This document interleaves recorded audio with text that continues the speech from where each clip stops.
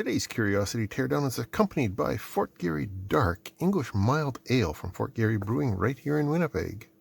Their tasting notes include words such as caramel, coffee, and chocolate flavors.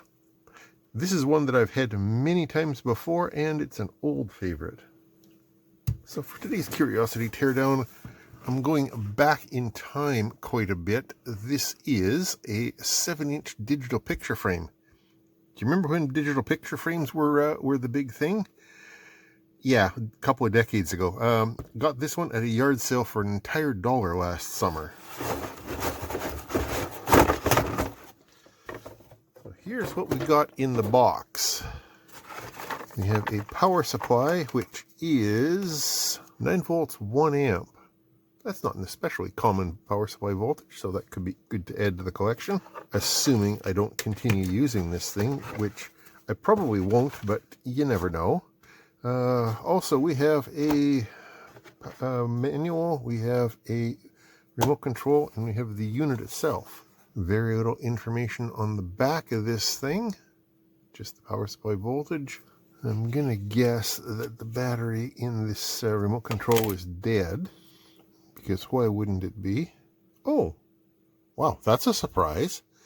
I guess it just hasn't been used, so it's not drawing power. Okay, and so we'll just put that back in there. Whether or not we use it, I don't know, but at least it's there, I guess. What does the manual have to say for itself? Looks like it's got a compact flash slot, an SD slot, USB, and 9-volt power input for connections. An assortment of buttons on the top, which probably duplicate the remote control. Information about the remote control, how to use it, yada yada. Where is the resolution of the screen? The manual doesn't say what the resolution of the screen is, but this thing has a copyright date of 2007, so it is 19 years old. And apparently Dynex was Best Buy's house brand back then. It may or may not be still, I don't know. Let's just power it on and see if the people that sold this at the yard sale left any pictures in it. There's no memory cards in it, but apparently it comes with some memory inside it. So I'll turn it on. Oh yeah, we got a light up there. Okay, photo or settings. What do we choose from the menu? Photo. Where's the enter, play, pause? Nothing happens. Go to settings. Okay, so we can adjust brightness, slideshow time, transitions, on-screen language, photo mode normal, with a border, I guess. Resets, exit menu. So let's give it some randomly selected photos. Goes that way, and if I hit enter now, it's starting to pick photos. Of course, that's the first one that I gave it. Why wouldn't I? Well, that's not too bad. These are all JPEG photos that I put onto my drive because I did read on the outside of the box that it only does JPEGs. And the other thing I see is the resolution is an entire 480 by 234 pixels in 16 by 9. So we're definitely not going to be wanting to actually use this in the current decade, but it should make for an interesting teardown nonetheless. And we can see that it does work. The colors are actually pretty good on it given the crap resolution. Yeah, I think we could probably use that. I mean, it doesn't look horrible, quite honestly. It's dusty and stuff, but if it survives the teardown, I might actually put it to use. For $1, why not? But then again, I'm not all that concerned if it doesn't survive either. So let's get on with the teardown, shall we? It looks like there are 3 screw holes visible, and then there's one that is covered by the warranty seal. Given the age of it, I don't suppose Best Buy would warranty it anyway. So what kind of screws are under there? Are those just normal Phillips? Oh, that's nice. In that case, we'll just yoink them out. That should go fairly quickly. They're not actually all that deeply in there either. Easy. What comes apart? Maybe some of these are a little deeper than I thought. Which one is holding it? There it is. No? Oh, come on.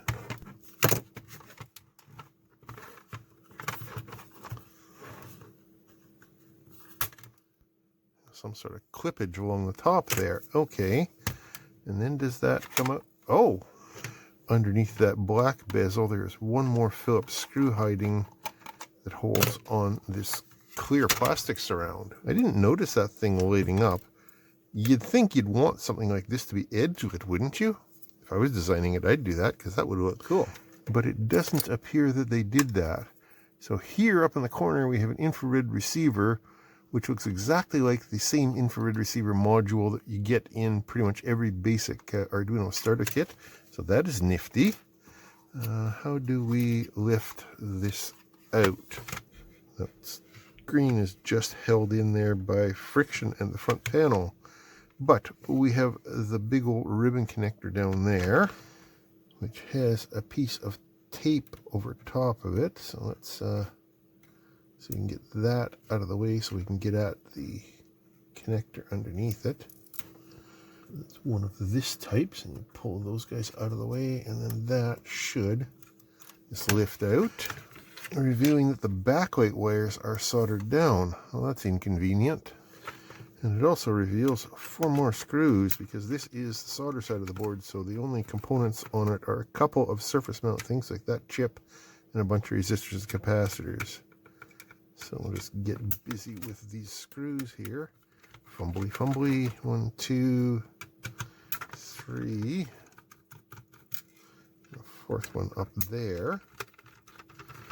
And that should, in theory, just lift out, unless there's some other trickery going on. There looks like there's the power LED is kind of hanging us up a little. Oh, there we go. So that has nothing left in it, and here is the big reveal. Oh, wow. So I guess let's go through the chips on here and see what we can find. Where shall we start? Let's start over here. Beside this 12 MIG crystal, it looks like it's doing an awful lot. AU6375. AU6375 is a USB 2.0 flash card reader and controller. Okay. Looks like it can deal with compact flash, SD, and all these various other formats. That makes perfect sense. I pretty much expected to see something like that, I guess. And it runs on a 12 MIG crystal, which we see sitting right beside it in a 100-pin LQFP package, which looks a lot like what we've got on the board. And there it is right beside the compact flash connector. There is the SD card, a full-size SD card, not none of this micro SD stuff. And there's its 12 MIG crystal, 100-pin package. I'm going to guess that it's outputting on USB, similar to this USB over here. So one of these other chips must be talking USB. Let's see what this is. Well, that is a lengthy part number W or M12L, etc., etc. I will see if I can find that one. So far, 2 for 2. This is 512K by 16-bit wide synchronous DRAM. So presumably that is the RAM that the processor is using. This particular one is the 7T variant, which means it's running at 143 megahertz. I don't know if that means much for us, but it's the second slowest one in the line. I guess for this application, speed isn't the highest priority. Although I do, and I should have pointed this out before, there is a baud wire flying past it that is connected between this resistor pad up here and a capacitor way down here. No idea what it's doing, but it's there. I'm wondering if this resistor here is also baudged in, or if that was part of the original design. Because it's the only non-surface mount resistor in the entire place, so I'm thinking that it's probably a bit of an afterthought. So let's see if we can find the big kahuna here, because I'm going to guess that that is the one that's doing 90% of the magic. It has a crystal beside it, a 27 meg crystal. Odd, that's like a CB radio crystal. Anyway, It is a CT952A from a company called CheerTech. Or possibly it's this massive number down here. I hope not. That's a lot of typing. Well, that was a less successful search. The part number comes up maybe as a toroid inductor, which it definitely isn't. Or I get a bunch of these random sale pages that claim to have a whole bunch of them in stock. And the description is as close as I can find. Where is it? It says it is a QFP 128, which makes sense. But none of these guys provide a data sheet or explain what it is or anything else. So, yeah. So probably just some sort of a microcontroller or microprocessor with built-in video processing capabilities and stuff like that. We may never know. Anyway, let's look over in this corner because it's pretty obvious what's going on here. There's the USB input. There is the power input. We have a bunch of diodes and capacitors and inductors and a couple of little 6-pin jobbies down there, which are going to be buck and or boost converters probably. What is this guy here? H13A. Weirdly, that translates into a 1117, which is a linear regulator that we're fairly familiar with, available in multiple different voltage variations. Diving down to the bottom of the data sheet, EH13A marking means that it is a 1.8 volt regulator. Wow, I wonder what we need 1.8 volts for on here. The other chip of any size in here is this little 8-pin jobby down here, which I think is probably part of the power supply stuff as well. BH5AD or FS USB. Oh, would that be a USB control chip maybe? Aha, yes it is. This is a 2-port high-speed USB 2.0 switch. Oh, USB 2.0 to UART switch. Ooh, high speed, 480 megabits per second. Well, yeah, I guess back in USB 2.0 days 20 years ago. And there is why we needed a 1.8 volt regulator, I guess. Okay. So what else is interesting over here? Got a couple of inductors here and a smattering of chips, and then this thing, which is connected to the backlight on the screen. That is going to be a relatively high voltage transformer. You can see the secondary here has multiple sections on it with gaps between them. I'm going to guess that this is generating a fairly high voltage for a VFD, vacuum fluorescent display backlight thing, maybe? Or maybe a cold cathode or something like that. Yeah, probably cold cathode backlight. Regardless, that's definitely the backlight because that's where those wires go.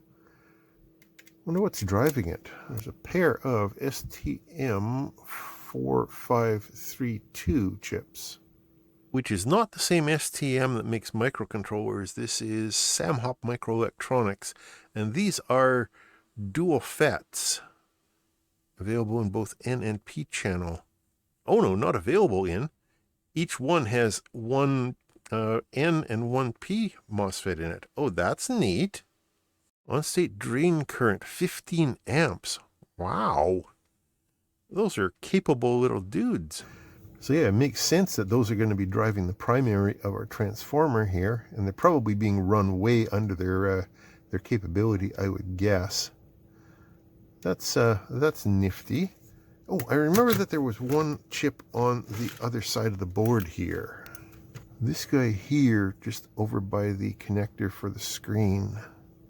Wonder why it's all alone on the backside here. Anyway, that is a B1675HCP. That is a 16 meg serial flash chip, all stuffed inside an 8-pin SOP. And it appears to talk SPI. All right.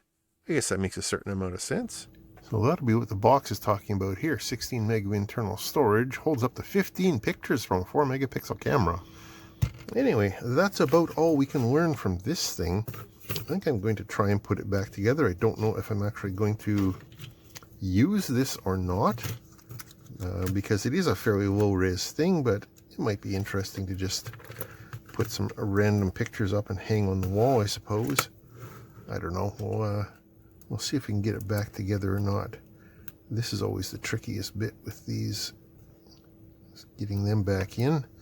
Where is our bit of tape that was on top of it? And then get it back into the case. I probably shouldn't have reinstalled that screen before screwing this board down, but this is where we are now. So I'm just going to quickly throw these 4 screws in and then the 4 screws on the back, and we'll call it a day. I guess I should zip forward a little bit here and show you guys that it still actually works once I've got it back together. You want to see that? Do you care? Yeah, we'll do that. Hang tight, or just wait for this fancy transition and we'll get there. All right, well, let's see if it still works. Yes, it does. Awesome. So now then, I wonder what I should put onto this thing for pictures. Maybe just random pictures that are shot around the neighborhood or something like that. I don't know. Regardless, that was fun doing a quick teardown. I do enjoy doing those.